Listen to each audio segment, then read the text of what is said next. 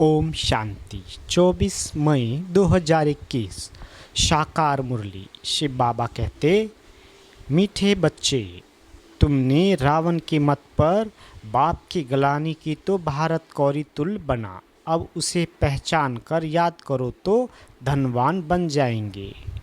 प्रश्न, सीढ़ी के चित्र में कौन सा वंडरफुल राज समाया हुआ है? उत्तर, आधा कल्प है भक्ति की डांस और आधा कल्प है ज्ञान की डांस। जब भक्ति की डांस होती है तो ज्ञान की नहीं, और जब ज्ञान की होती तो भक्ति की नहीं। आधा कल्प रावण की प्रारब्ध चलती और आधा कल्प तुम बच्चे प्रारब्ध भोगते हो। यह गुह्य राज सीढ़ी के चित्र में समाया हुआ है। गीत। ओम नमो शिवाय। ओम शांति। बाबा कहते, बाप बैठ समझाते हैं, भक्ति मार्ग में बहुत ही भक्ति की डांस की, ज्ञान की डांस नहीं की। भक्ति की डांस जब होती तो ज्ञान की नहीं, जब ज्ञान की होती है तो भक्ति की नहीं।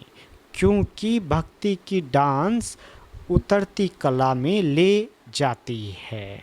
सतयुग त्रेता में भक्ति होती नहीं, भक्ति शुरू होती है द्वापर से। जब भक्ति शुरू होती है तो ज्ञान की प्रारब्ध पूरी हो जाती है, फिर उतरती कला होती है। ऐसे उतरते हैं सो बाप बैठ समझाते हैं। मैं कल्प कल्प आकर बच्चों को कहता हूँ, तुम बच्चों ने हमारी बहुत ही ग्लानि कर दी है।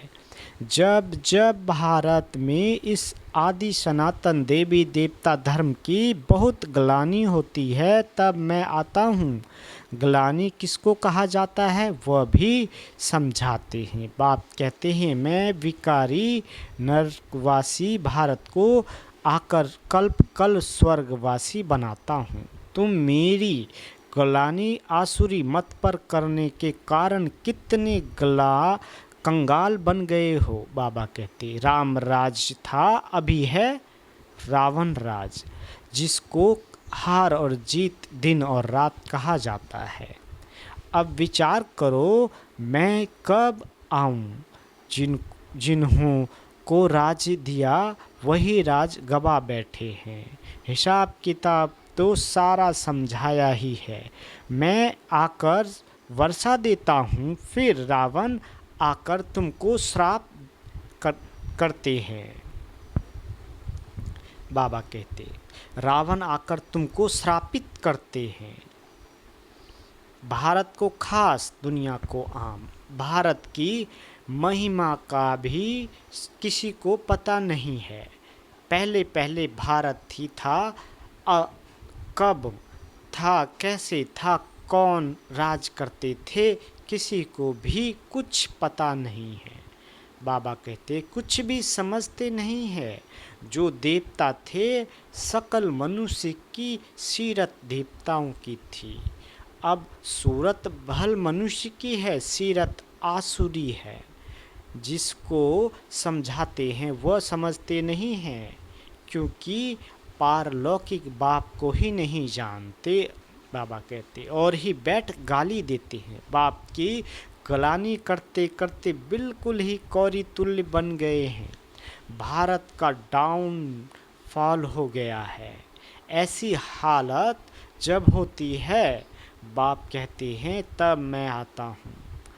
अभी तुम बच्चों को सम्मुख समझा रहा हूँ। कल्प पहले भी ऐसे ही समझाया था। यह देवी संप्रदाय की स्थापना हो रही है। मनुष्य से देवता बन रहे हैं। मनुष्य को यह पता ही नहीं है कि बाप कब आते हैं। सतयुग त्रेता में तुम बड़ी खुशी में प्रारब्ध भोगते हो, फिर द्वापर से रावण का श्राप पाते। बाबा कहते, द्वापर से रावण का श्राप पाते पाते बिल्कुल ही ख़त्म हो जाते। जैसे देवताएं प्रारब्ध भोगते भोगते तीव्रता के अंत में खत्म हो जाते हैं। फिर रावण की आसुरी प्रारब्ध शुरू होती है। भक्ति भी पहले अव्यभिचारी होती है, फिर व्यभिचारी होती है। सीढ़ी ठीक नहीं हुई है, बाबा कहते सीढ़ी ठीक बनी हुई है। हर एक चीज सतो प्रधान सतो रजो तमो बनती है, खाद पड़ती जाती है। तुम बच्चों को समझाया तो बहुत अच्छी रीति जाता है, परंतु धारणा कम होती है। कोई में तो समझा बाबा कहती कोई में तो समझाने का बिल्कुल अक्ल ही नहीं है। कोई अच्छे अनुभवी है जिनकी धारणा बड़ी अच्छी होती है। नंबरवार तो होते हैं ना, स्टूडेंट एक समान नहीं होते, कुछ न कुछ नंबर जरूर रखेंगे। कोई को भी समझाना है बहुत सहज। बाप कहते हैं मुझे याद करो, मैं तुम्हारा बेहद का बाप सृष्टि का रचयिता हूँ। मुझे याद करने से तुमको बेहद का वर्षा मिलेगा, याद से ही खाद निकलेगी। सिर्फ ये समझाओ कि तुम भारतवासी सतयुग में सतो प्रधान थे, अभी कलयुग में तमो प्रधान बने हो। आत्मा में खाद पड़ती है, पवित्र होने बगैर कोई वहाँ जा नहीं सकती। नई दुनिया में है ही सतो प्रधान कपड़ा, नया है तो कहेंगे सतो प्रधान, फिर पुराना तमो प्रधान हो जाता है। अभी सबका कपड़ा फटने लायक है, सब जर्जरी भूत अवस्था को पाए हुए हैं। जो विश्व के मालिक थे वही बिल्कुल गरीब बने हैं, फिर उनको ही साहूकार बनना है। इन बातों को मनुष्य नहीं जानते। भारत स्वर्ग था, इन लक्ष्मी नारायण का राज्य था, और सब धर्म वाले तो बाद में आए हैं। बाबा कहते बाप तुमको रियल बात बैठ समझाते हैं। गीता का देखो कितना नाम है, पढ़ते पढ़ते बिल्कुल ही नीचे गिर गए हैं। तब पुकारते हैं हे पतित पावन आओ, हम भ्रष्टाचारी बन गए हैं। सदगति तो भगवान ही दे सकते हैं, बाकी शास्त्रों में तो सब है भक्ति मार्ग। बाबा कहते तुम्हारी बुद्धि में बैठा हुआ है, हम बाबा के ज्ञान से देवता बनते हैं।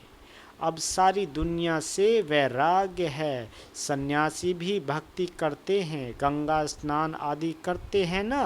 भक्ति भी सतो प्रधान फिर रजो तमो होती है, ये भी ऐसे है। आधा कल्प दिन आधा कल्प रात गाई जाती है।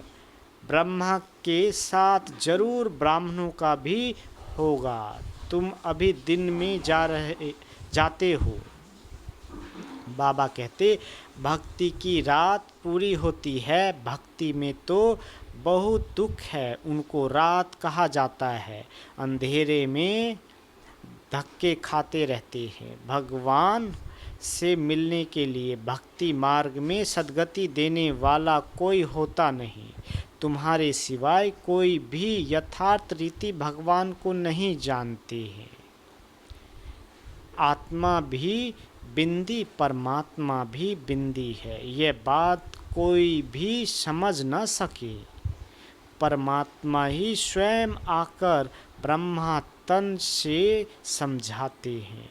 उन्होंने फिर भागीरथ बैल के रूप में दिखाया है। अब बैल की तो बात ही नहीं है। बाबा कहते बाप सब बातें अच्छी रीति समझाते हैं, परंतु किसी की बुद्धि में पूरी रीति बैठता नहीं। बाप बैठ समझाते हैं बच्चे मैं तुम आत्माओं का बाप हूँ, तुम मुझे याद करो और वर्षे को याद करो तो तुम्हारे विक्रम विनाश होंगे। फिर भी कहते हो भूल जाते हैं। वाह, ऐसे साजन व बाप को भूलना चाहिए। स्त्री पति को अथवा बच्चे कभी बाप को भूलते हैं क्या? बाबा पूछते, यहाँ तुम क्यों भूलते हो? कहते भी हो, बाबा आप हमको स्वर्ग का मालिक बना रहे हैं, फिर भी भूल जाता हूँ। बाप कहते हैं, याद नहीं करेंगे तो अंदर जो कट चढ़ी है वह कैसे निकलेगी? मुख्य बात है ही याद की, अपना कोई दूसरे धर्म से ताल्लुक नहीं है। स्कूल में तो हिस्ट्री ज्योग्राफी समझाते हो, कोई तो बिल्कुल समझते नहीं। बाप पढ़ाते हैं, ये बुद्धि में बैठता नहीं है। अच्छा, बाप और वर्षे को याद करो कि ये भी भूल जाते हो। बाबा कहते, बाप और वर्षे को याद करो कि ये भी भूल जाते हो। जिसके लिए आधा कल्प से भक्ति करते आए उस बाबा को याद नहीं करते। तुम बच्चों की बुद्धि में है। अब हम ये शरीर छोड़ राजाई में जाएंगे। ये अंतिम जन्म है। सूक्ष्म वतन में उनके फीचर्स तो वहीं देखते हो, वैकुंठ में भी देखते हो। जानते हो, ये मम्मा बाबा ही लक्ष्मी नारायण बनते हैं। तुम जब सतयुग में रहते हो तो समझते हो कि यह एक शरीर छोड़ दूसरा लेना है। वहाँ उनको ये पता नहीं रहता कि सतयुग के बाद त्रेता आएगा, द्वापर आएगा, हम उतरते जाएंगे। ज्ञान की बात नहीं रहती है। बाबा कहते, पुनर्जन्म लेते रहते हैं। वहाँ आत्मा अभिमानी रहते हैं, फिर आत्मा अभिमानी से देह अभिमानी बन जाते हैं। ये नॉलेज सिर्फ तुम ब्राह्मणों को है और कोई के पास नहीं है। ये ज्ञान ज्ञानेश्वर जो ज्ञान का सागर बाप है वही सुनाते हैं। जरूर ब्रह्मा के बच्चे ब्राह्मणों को ही सुनाएंगे। ब्रह्मा के बच्चे हैं ब्राह्मण संप्रदाय। रात दिन का फर्क है। तुम पुरुषार्थ कर संपूर्ण गुणवान बनते हो। संपूर्ण निर्विकारी गृहस्थ व्यवहार में रहते भी तुम बाप को याद करो। कर्म तो करना ही है। बुद्धि का योग बाप के साथ लगा रहे। कर्म भल कोई भी करो, बढ़ाई का काम करो व राजाई का करो। राजा जनक का भी गायन है ना, राजाई करते रहो परंतु बुद्धि का योग बाप के साथ लगाओ तो वर्षा मिल जाएगा। बाप कहते हैं, मन मना भव मामेकम याद करो। शिव बाबा कहते हैं, सिर्फ शिव कहने से लिंग याद आएगा और तो सबके शरीर का नाम लिया जाता है। पाठ शरीर से बजाते हैं। अभी तुमको आत्म अभिमानी बनाया जाता है जो आधा कल्प चलता है। इस समय सभी है देह अभिमानी। देह अभिमान में वहाँ आत्म अभिमानी होंगे। यहाँ राजा रानी तथा प्रजा आयु तो सबकी बड़ी होती है, वहाँ सबकी आयु कम है। बाबा कहते यहाँ सबकी आयु कम है। तो बाप सम्मुख बैठ बच्चों को कितना अच्छी रीति समझाते हैं। हे आत्माओं, क्योंकि आत्मा ज्ञान लेती है, धारणा आत्मा में होती है। बाबा को शरीर तो है नहीं, आत्मा में सारा ज्ञान है। आत्मा भी स्टार है, बाबा भी स्टार है। वह पुनर्जन्म नहीं लेते हैं, आत्माएं पुनर्जन्म लेती है। इसलिए बाबा ने काम दिया था कि परमात्मा की महिमा और बच्चे की महिमा लिख कर लाओ। आओ, दोनों की अलग अलग है। श्री कृष्ण की अलग महिमा है, वह साकार वह निराकार। इतना गुणवान किसने बनाया? जरूर कहेंगे परमात्मा ने बनाया। बाबा कहते, इस समय तुम ईश्वरीय संप्रदाय हो, तुमको बाप सिखला रहे हैं, पीछे फिर प्रारब्ध भोगते हैं। सतयुग में तो कोई नहीं सिखलाएंगे, भक्ति मार्ग की सामग्री ही खत्म हो जाती है। इस दुनिया से वैराग्य भी चाहिए, अर्थात देह सहित देह के सब संबंध छोड़ अपने को अशरीरी आत्मा समझना है। नंगे आए थे, नंगे जाना है। यह पुरानी दुनिया खलास हो जानी है। हम सब नई दुनिया में जाने वाले हैं। बस यह याद की मेहनत करते रहो। इसमें ही फेल होते हैं, याद करते नहीं हैं। जो भी समझने के लिए आते हैं उनको भी यही समझाना है। शिव बाबा ब्रह्मा द्वारा कहते हैं कि मुझे याद करो तो याद से तुम्हारी खाद निकल जाएगी, तुम विष्णुपुरी के मालिक बन जाएंगे। विष्णुपुरी ही स्वर्गपुरी है। तो जितना हो सके बाप को याद करो। जिस बाप को आधा कल्प याद किया है, अब वह सम्मुख आए हैं, कहते हैं मुझे याद करो। उनको कोई भी जानते नहीं, खुद ही आकर अपना परिचय देते हैं। मैं जो हूँ, जैसा हूँ, ऐसा कोई विरला जानते और निश्चय करते हैं। बाबा कहते निश्चय कर लेते हैं तो पुरुषार्थ कर वर्षा पा लेते हैं। शिव बाबा कहते हैं मुझे याद करने से ही तुम्हारे विक्रम विनाश होंगे और तुम पवित्र बन पवित्र दुनिया के मालिक बनेंगे। विक्रम कोई भी नहीं करना है। अच्छा, मीठे मीठे स्किल दे बच्चों प्रति माता पिता बाप दादा का याद प्यार और गुड मॉर्निंग। रूहानी बाप की रूहानी बच्चों को नमस्ते। हम रूहानी बच्चों की रूहानी माता पिता बाप दादा को याद प्यार गुड मॉर्निंग और नमस्ते मीठे बाबा नमस्ते। धारणा के लिए मुख्य सार पहला, पुरुषार्थ कर संपूर्ण गुणवान बनना है। कर्म कोई भी हो लेकिन बाप की याद में रहकर करना है, कोई भी विक्रम नहीं करना है। दूसरा, ये पुराना कपड़ा शरीर जर्जरीभूत है, इससे मत निकाल देना है। आत्मा को सतो प्रधान बनाने का पूरा पुरुषार्थ करना है। वरदान, करना और कहना, इन दोनों को समान बनाकर क्वालिटी की सेवा करने वाले सच्चे सेवाधारी भव। बाबा कहते सदा अटेंशन रहे कि पहले करना है फिर कहना है। कहना सहज होता है, करने में मेहनत है। मेहनत का फल अच्छा होता है, लेकिन यदि दूसरों को कहते हो स्वयं करते नहीं तो सर्विस के साथ साथ डिश सर्विस भी प्रत्यक्ष होती है। जैसे अमृत के बीच विष की एक बूंद भी पड़ने से सारा अमृत विष बन जाता है। ऐसे कितनी भी सर्विस करो लेकिन एक छोटी सी गलती सर्विस को समाप्त कर देती है।